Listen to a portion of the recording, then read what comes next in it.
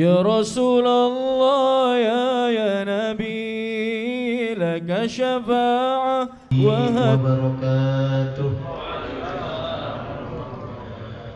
إن الحمد لله نحمده ونستعينه ونستغفره ونعوذ بالله من شرور أنفسنا ومن سيئات أعمالنا من يهده الله فلا مضل له ومن يضلل فلا هادي له أشهد أن لا إله إلا الله وحده لا شريك له وأشهد أن سيدنا ونبينا محمدا عبده ورسوله لا نبي بعده. Amma ba'du, hadratul mukarramin wal muhtaramin, para asatidzah, para guru, orang tua, sesepuh, hadirin, bapak-bapak, ibu-ibu yang mudah-mudahan senantiasa mendapatkan cucuran rahmat keberkahan dari Allah Subhanahu wa taala. Puji dan syukur patut senantiasa kita panjatkan kehadirat Allah Subhanahu wa taala atas segala limpahan nikmatnya. Beriring salawat dan salam kita senantiasa haturkan kepada junjungan baginda Rasulullah sallallahu alaihi wasallam dengan harapan, dengan cita-cita kita semuanya nanti di yaumil qiyamah mendapatkan syafaat pertolongan daripada baginda Rasulullah sallallahu alaihi wasallam. Ma'asyiral hadirin jamaah rahimakumullah. Kalau kita berbicara tentang nuzulul Quran, maka kita akan mendapati 3 huruf yang merangkai daripada kata nuzul, yaitu huruf nun, huruf zai, dan huruf lam. Dari 3 huruf itulah nanti kita akan mendapatkan 3 kata kerja yang rangkaiannya sama dari 3 huruf tetapi memiliki makna yang berbeda.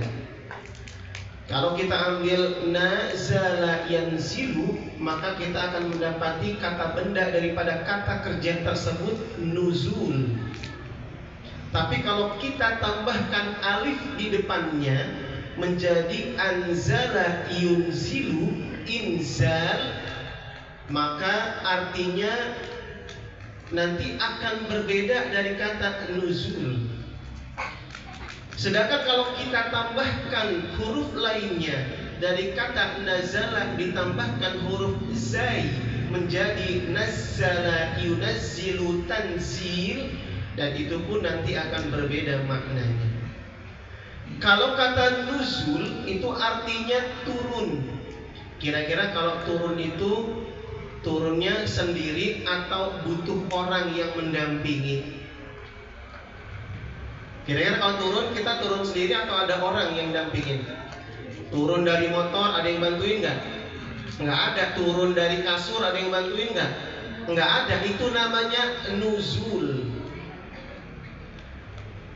Kalau inzal, anzala yunzilu inzalan, itu artinya diturunkan.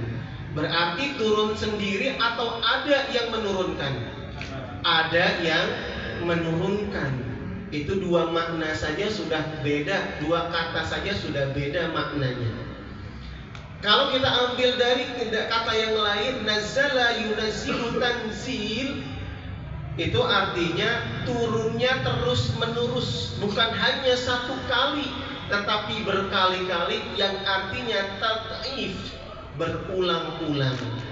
Nah, itulah kekayaan daripada bahasa Arab. Ditambahkan 1 huruf dari depan akan berubah, ditambahkan 1 huruf di tengah akan berubah maknanya. Sekarang pertanyaannya, apakah Al-Quran turun sendiri atau ada yang menurunkan? Al-Quran turun sendiri atau ada yang nurunin? Ada yang nurunin.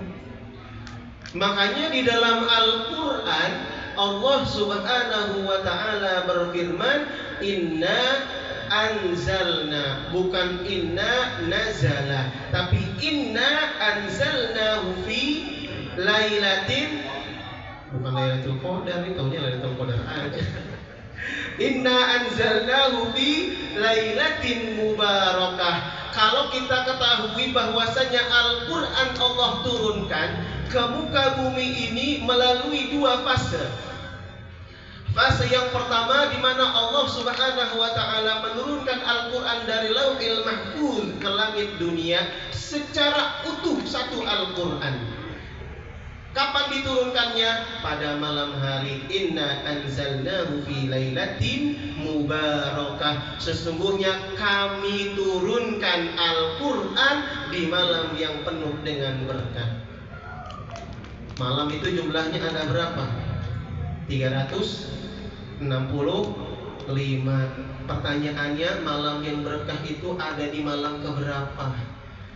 Malam 350, malam 250, atau malam ke-50? Kan masih banyak pertanyaan. Makanya Allah kemudian menurunkan surat Al-Qadar, menurunkan surat Al-Baqarah menjelaskan Syahrul Ramadan alladzi unzila fihil Qur'an.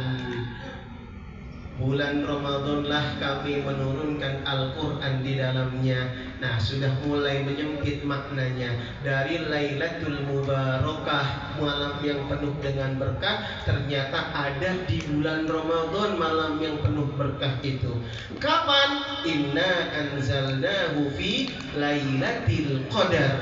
Sesungguhnya kami menurunkan Al-Quran pada malam Lailatul Qadar. Berarti malam Lailatul Qadar adalah malam yang ada di bulan suci Ramadan, malam yang penuh dengan keberkahan, di mana Allah Subhanahu wa taala menurunkan Al-Quran dari Lauhil Mahfuz ke langit dunia secara utuh semuanya. Itu fase yang pertama. Lalu fase yang kedua, di mana Allah Subhanahu wa taala memerintahkan malaikat Jibril untuk menurunkan Al-Qur'an kepada baginda Nabi sallallahu alaihi wasallam, tetapi tidak langsung semuanya, berangsur-angsur. Wa Qur'anan faraqnahu litaqra'ahu 'alan nasi 'ala mukthin wa nazzalnahu tanzila. Nah, yang dipakai redaksinya adalah tanzil. Dan kami menurunkan Al-Quran secara berangsur-angsur supaya manusia membaca Al-Quran sedikit-sedikit. Sedikit-sedikit ini artinya tidak seluruhnya langsung Allah turunkan, tapi berangsur-angsur. Selama berapa lama Al-Quran diturunkan kepada baginda Nabi Sallallahu Alaihi Wasallam? Selama kurang lebih 23 tahun. Mulai dari Nabi Muhammad mendapatkan wahyu yang pertama surat Al-Alaq, Iqra bismi rabbikal ladzi khalaq, sampai dengan ayat yang terakhir yang Allah turunkan kepada baginda Rasulullah sallallahu alaihi wasallam. Makanya itu merupakan sebuah proses di mana kita belajar bahwa yang namanya baca Al-Quran itu tidak perlu tergesa-gesa, tidak perlu terburu-buru, tidak perlu langsung seluruhnya. Karena Al-Quran saja diturunkan oleh Allah melalui malaikat Jibril kepada baginda Nabi SAW sedikit-sedikit. Tapi yang sedikit-sedikit itu dibaca terus-menerus. Karena nanti Al-Quranlah yang akan menjadi penolong kita di hari kiamat. Kalau kita melihat Al-Quran, Al-Quran itu kan adalah mukjizat. Apakah kita bisa melihat keajaiban-keajaiban yang ada di dalam Al-Quran? Lihat surat yang paling pendek di dalam Al-Quran, surat Al-Kautsar. Berapa ayat? 3 ayat. Ada 3 ayat. Inna a'tainakal kautsar fasholli li rabbika wanhar inna syani'aka huwal abtar. Ada yang pernah ngitung berapa jumlah kata di setiap ayat yang ada di 3 ayat surat Al-Kautsar? Ada yang pernah ngitung? Ini berarti cuma baca. belum mentadaburi Al-Quran. Di setiap ayat surat Al-Kautsar yang terdiri dari 3 ayat itu ada 10 kata.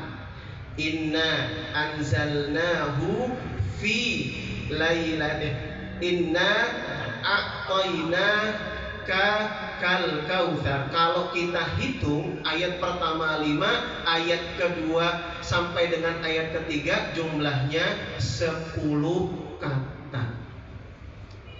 Dari ayat pertama, ayat kedua, ayat ketiga, kalau kita hitung jumlah katanya ada 10. Setiap ayat itu memiliki huruf. Di setiap ayat berjumlah 10 huruf.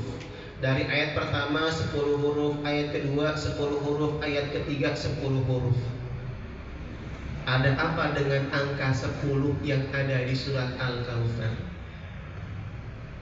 Inna a'tainakal kautsar fasholli li rabbika wanhar inna syani'aka huwal abtar.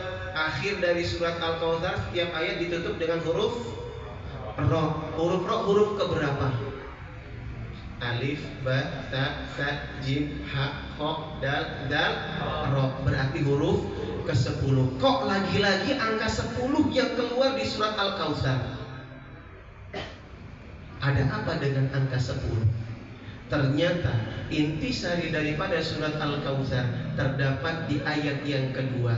Fasholli li rabbika wanhar. Di situ Allah Subhanahu wa taala memerintahkan atau memberikan syariat tentang menyembelih hewan kurban pada tanggal 10 Zulhijjah. Itu diantara keajaiban Al-Quran. Satu lagi yang terakhir, kalau kita berbicara tentang Isra dan Mi'raj, dari Masjidil Haram ke Masjidil Aqsa, Allah Subhanahu wa taala menuliskan Masjidil Haram di dalam Al-Quran berjumlah 16 kali.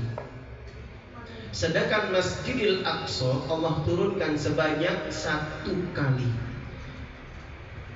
Di surat At-Taubah ayat 28 Allah Subhanahu wa taala menuliskan atau menyebutkan Masjidil Haram di ayat 28.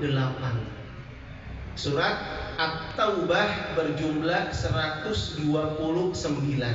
Kalau kita hitung dari surat At-Taubah sampai dengan surat Al-Isra, di mana Allah Subhanahu wa taala menyebutkan Masjidil Aqsa di surat Al-Isra ayat 1, kita hitung jumlah ayat dari ayat 29 surat At-Taubah dilanjutkan dengan surat Yunus, Hud, Yusuf, Ibrahim sampai dengan surat Al-Isra, maka akan berjumlah 767 ayat. Sekarang coba silakan cek di Google berapa jarak antara Masjidil Haram ke Masjidil Aqsa. Kurang lebih 767 mil, sesuai dengan jumlah ayat dari surat At-Taubah ayat 28 sampai dengan surat Al-Isra ayat 1. Itu yang namanya membaca dengan mentadabburi Al-Quran. Itu bukti di mana Allah Subhanahu wa taala lah yang menciptakan Al-Quran. Bukan ciptaan makhluk, bukan ciptaan Nabi Muhammad sallallahu alaihi wasallam. Allah Subhanahu wa taala menyebutkan hari di dalam Al-Qur'an 365 kali. Allah Subhanahu wa taala menyebutkan bulan di dalam Al-Qur'an sebanyak 12 bulan. Allah Subhanahu wa taala menyebutkan surga dan neraka sebanyak 77 kali di dalam Al-Qur'an. Kalau bukan Dia yang maha segala, apakah ada satu orang yang mampu membuat Al-Quran seperti itu? Itulah kebesaran dan keagungan Allah Subhanahu wa taala, dan itulah mukjizat Al-Qur'an. Iqra'ul Qur'an fa innahu ya'ti yaumal qiyamati syafi'an li ashabi. Baca, karena nanti kalau kita sudah baca Al-Qur'an kenal dengan kita. Itu yang namanya suhbah. Teman itu mulai dari kenalan dekat sampai nanti temanlah yang akan mencari kita. Al-Quran yang nyari kita. Kalau kita nggak baca Al-Quran, Al-Quran nggak kenal dengan kita, bagaimana Al-Quran bisa memberi syafaat nanti di hari kiamat untuk kita? Baca itu kan tingkatannya macam-macam. Ada yang baca terbata-bata, ada yang baca lancar, ada yang baca sambil mentadabburi Al-Quran, ada yang baca menyertai dengan mengamalkan isi Al-Quran. Sekarang kita sudah berada di level berapa? Level mana? Apakah kita mau hanya di situ saja, hanya membaca saja? Mudah-mudahan tidak.